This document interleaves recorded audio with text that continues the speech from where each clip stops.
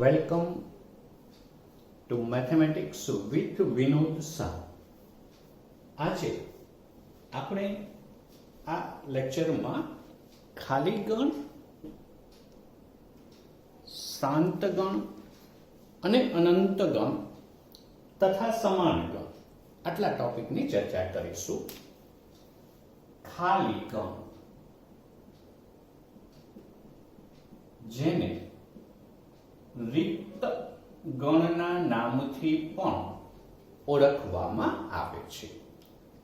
એના નામ પરથી જ આપણને આઈડિયા આવી જાય છે ખાલી ગણ કોને કહેવાય. જે ગણમાં એક પણ સભ્ય ન હોય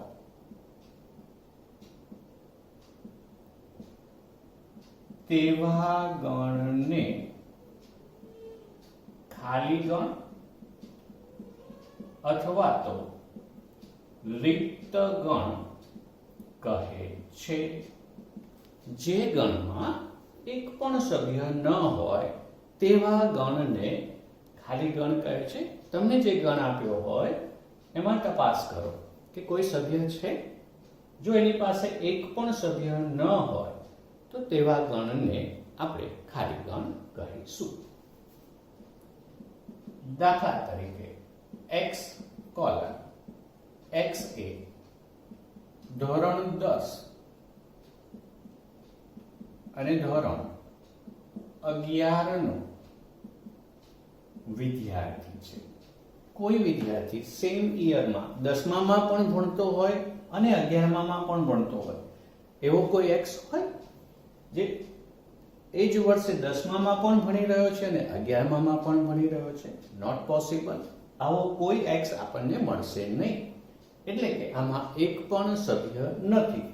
તો આવા ગણને આપણે ખાલી ગણ કહીશું. બરાબર? ઓકે. બીજું, x colon x belongs to n અને x less than 1 એવી કોઈ પ્રાકૃતિક સંખ્યા છે દોસ્તો જે 1 થી નાની હોય? x belongs to n એટલે પ્રાકૃતિક સંખ્યા અને 1 થી નાની હોય અને પ્રાકૃતિક હોય એવું તો કોઈ છે જ નહીં. તો આવા ગણને ખાલી ગણ કહે છે. રિક્ત ગણ પણ એને ગુજરાતીમાં કહેવાય. ઇંગ્લિશમાં નલ સેટ, વોઇડ સેટ અને એમ્પ્ટી સેટ આવા નામથી ઓળખાય છે. ઇંગ્લિશમાં નલ, વોઇડ અને એમ્પ્ટી સેટ. તો ખાલી ગણ બાદ આપણે એના સિમ્બોલ્સને પણ જાણવા જરૂરી છે. ખાલી ગણને 5 શું વંચાય? 5 અથવા જસ્ટ ધનુષ્ય કૌંસ, એમાં કશું જ નહીં. આ એના સંકેત છે. ખાલી ગણને દર્શાવવા માટેના આ સંકેત છે જેમાં એક પણ સભ્યનો સમાવેશ નહીં કરીએ. 5 અને આ ધનુષ્ય કૌંસ જેમાં કોઈ ઘટક નથી, આ ખાલી ગણના સિમ્બોલ છે. ક્લિયર? Very good. હવે દોસ્તો આમાં એક વસ્તુ એડ કરીએ આપણે કે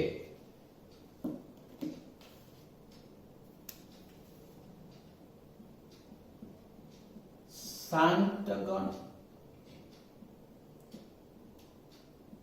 અને અનંત ગણ. ખાલી ગણની સમજ મેળવી લીધા બાદ હવે આપણે ચર્ચા કરીશું શાંત ગણ અને અનંત ગણ. શાંત ગણ કોને કહેવાય?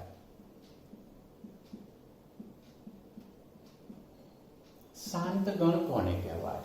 તો કે ખાલી ગણ પોતે શાંત ગણ છે. ખાલી ગણ તો છે જ છે, પણ જો ખાલી ગણ હોય તો એને આપણે શાંત ગણ કહી શકીએ. ખાલી ગણ અને જે ગણના સભ્યોની સંખ્યા નિશ્ચિત ધન ગુણાંક છે તેવા ગણને શાંત ગણ કહે છે. એક તો ખાલી ગણ અને જે ગણના સભ્યોની સંખ્યા નિશ્ચિત ધનપૂર્ણાંક છે. નિશ્ચિત ગમે એટલી મોટી હોય એની ચિંતા ન કરશો, પરંતુ એ નિશ્ચિત પૂર્ણાંક હોવો જોઈએ, ધનપૂર્ણાંક. તો એવા ગણને શાંત ગણ કહે છે. રાઈટ. હવે જો સભ્યોની સંખ્યા નિશ્ચિત હોય દોસ્તો, તો એને દર્શાવવા માટે n નંબરનો યુઝ થાય છે. દાખલા તરીકે નંબર ઓફ a બરાબર 3 આવું લખેલું જોવા મળે. Number of a is equal to 3. તો આપણે શું સમજીશું? a ના સભ્યોની સંખ્યા 3 છે. આનો અર્થ થશે a ના સભ્યોની સંખ્યા 3 છે. a ના સભ્યોની સંખ્યા 3 છે. ઘણી બધી વખતે આમાં ક્વેશ્ચન્સ એવા આવે છે કે જેમાં સ્ટુડન્ટ કન્ફ્યુઝ થાય છે. દાખલા તરીકે માથાના વાળનો ગણ. માથાના વાળનો ગણ એને શાંત ગણ કહેવો કે અનંત ગણ? આપણે અત્યારે ખાલી શાંત ગણની ચર્ચા કરી છે. પ્રશ્ન તમારા મનમાં રાખો. અનંત ગણની ચર્ચા પછી હું ફરી પાછો આ ક્વેશ્ચન પર આવું છું. ખાલી ગણ અને જે ગણના સભ્યોની સંખ્યા નિશ્ચિત ધનપૂર્ણાંક છે તેવા ગણને આપણે શાંત ગણ કીધો. અને શાંત ગણ ન હોય તેવા ગણને અનંત ગણ કહે છે. જે શાંત નથી એને આપણે અનંત કહીશું. દાખલા તરીકે ધન અવિભાજ્ય સંખ્યાઓનો ગણ આ અનંત ગણ છે, કારણ કે ક્યાં સંખ્યા પૂરી થશે અવિભાજ્ય એ ખબર જ નથી. રાઈટ. અયુગ્મ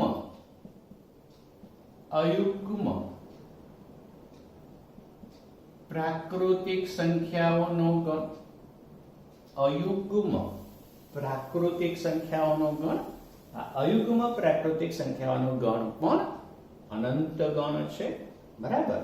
આને દર્શાવવું હોય આપણે તો કોઈ નામ આપી દઈએ. અયુગ્મ પ્રાકૃતિક સંખ્યાઓ એને આ રીતે દર્શાવાય છે, અનંત ગણ છે. ઓકે. હવે આવીએ આપણા પાછા પ્રશ્ન પર કે માથાના વાળનો ગણ એ કયા પ્રકારનો ગણ થશે? તો સંખ્યા ગમે એટલી મોટી હોય, માથાના વાળ બહુ બધા હશે પણ નિશ્ચિત સંખ્યામાં હશે, નિશ્ચિત ધન પૂર્ણાંક હશે, તો એવા ગણને આપણે શાંત ગણ કહીશું. બરાબર. બીજો એક પ્રશ્ન એવો આવે છે કે મકાનમાં વપરાયેલ ઈંટોનો ગણ. તો નિશ્ચિત છે, ગમે એટલી વધુ વપરાય હશે પણ એ સંખ્યા નિશ્ચિત છે, તો એવા ગણને શાંત ગણના નામથી ઓળખીશું. એટલે તમારી પાસે ક્વેશ્ચન આવશે કે આ શાંત ગણ છે કે અનંત ગણ છે. બરાબર. આપણે એક ક્વેશ્ચન ડિસ્કસ કરીએ જેમાં હું યાદી અને ગુણધર્મની વાત વાળી બી થોડી પ્રેક્ટિસ કરાવીશ. x colon x belongs to n x square minus 5x plus 6 is equal to 0. આ ગણ છે એ શાંત ગણ છે કે અનંત ગણ છે એ કહેવાનું છે. એને યાદીની રીતમાં લખીશું તો આપણને ખબર પડશે કે આ ગણમાં કયા કયા સભ્યો છે. એના માટે સૌપ્રથમ આપણે આ દ્વિઘાત સમીકરણ ઉકેલીશું. મતલબ 10th સ્ટાન્ડર્ડમાં જે કામ કર્યું છે એ સમજીએ આપણે. x square minus 5x plus 6 is equal to 0. 6 ના એવા ભાગ પાડવાના જેમનો સરવાળો, અહીંયા પોઝિટિવ છે મતલબ એ સરવાળો કરવો પડશે. 6 ના ભાગ જેમનો સરવાળો 5 થાય. 6 ના ભાગ 6 એકા 6, 1 ગુણ્યા 6, 3 દુ 6 અને 2 તરી 6. આ 6 ના ભાગ થયા. હવે અહીંયા પોઝિટિવ છે તો એમનો સરવાળો 5 થવો જોઈએ. મતલબ આ નહીં ચાલે, આ નહીં ચાલે, આ લોકો ઘટકો ચાલશે કારણ કે એમનો સરવાળો 5 થાય છે. તો કોઈ એક પસંદ કરી લઈએ, 3 અને 2. તો 6 ના ભાગ પાડ્યા કે જેમનો સરવાળો 5 થાય. અંતિમ પદ ધન હોય તો મધ્યમ પદનું ચિહ્ન બંનેને આપી દો અને એના ફેક્ટર અવયવ પાડીશું. તો x - 3 x - 2 = 0 થશે. Therefore x - 3 = 0 કે x - 2 = 0. So x = 3 કે x = 2. આપણે પ્રાકૃતિક સંખ્યાઓ પસંદ કરવાની છે ને બંને પ્રાકૃતિક છે. આ પણ belongs to n છે, આ પણ belongs to n છે. એટલે ગણ A માં આપણને બે ઘટકો મળ્યા 2 અને 3. સુનિશ્ચિત છે, મતલબ નિશ્ચિત ધન પૂર્ણાંક છે, માટે એ શાંત ગણ છે. એ કેવો ગણ છે? શાંત ગણ છે. બરાબર છે. આગળ વધીએ. અનંત ગણ માટે શું થાય દોસ્તો? તો એમાં તો તમે બહુ જ આરામથી મને કહી શકશો કે આ ગણમાં ખૂબ ઘટકો છે, મતલબ જે ગણી ન શકાય એવા ઘટકો છે. તો x x belongs to n. x એ યુગ્મ પૂર્ણાંક છે.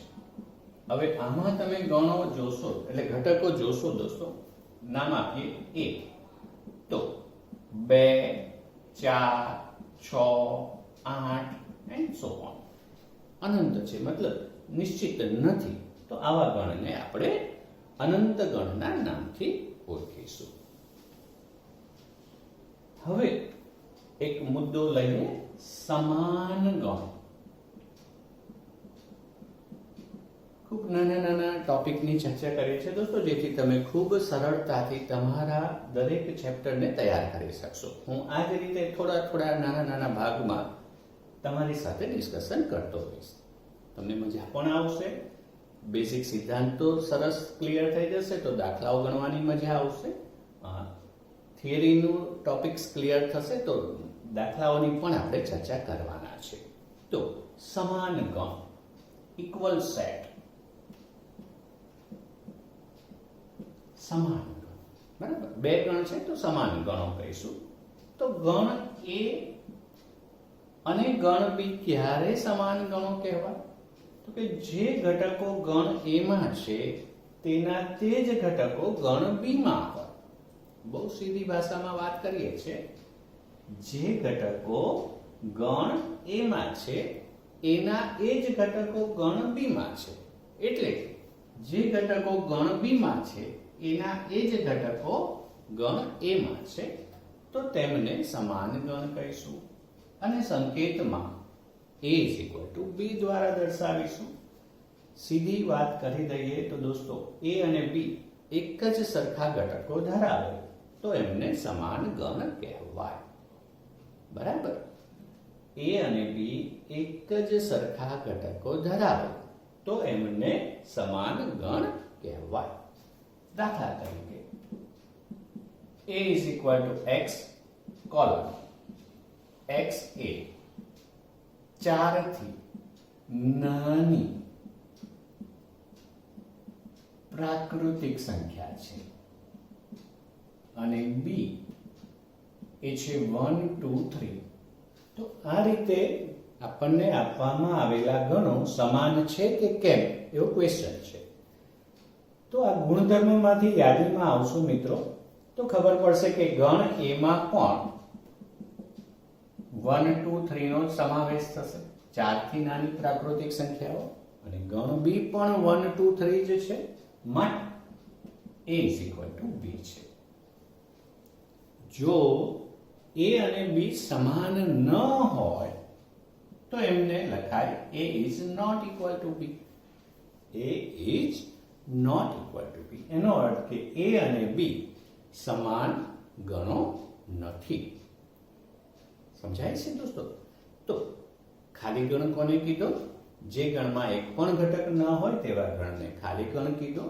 શાંત ગણની આપણે ચર્ચા કરી શાંત ગણ કોને કીધો તો કે ખાલી ગણ અને જે ગણના સભ્યોની સંખ્યા નિશ્ચિત ધન પૂર્ણાંક છે તેમને શાંત ગણ કહીશું. શાંત ગણ નથી એને આપણે અનંત ગણ કીધો. અને ત્યારબાદ આયા સમાન ગણ પર કે ગણ એ અને ગણ બી માં એકના એક જ સભ્યો હોય તો તેવા ગણ એ અને બી ને સમાન ગણ કહીશું. સંકેતમાં a = b લખીશું. જો a અને b સમાન નથી તો આપણે દર્શાવીશું a is not equal to b. સમજી ગયા? Very good. હવે દોસ્તો આ જે વાતો થઈ તો કુલ જે ડિસ્કશન અત્યાર સુધી આપણા ચેપ્ટરમાં થયું એ તમામ વસ્તુઓનું ખૂબ સરસ કામ કરજો.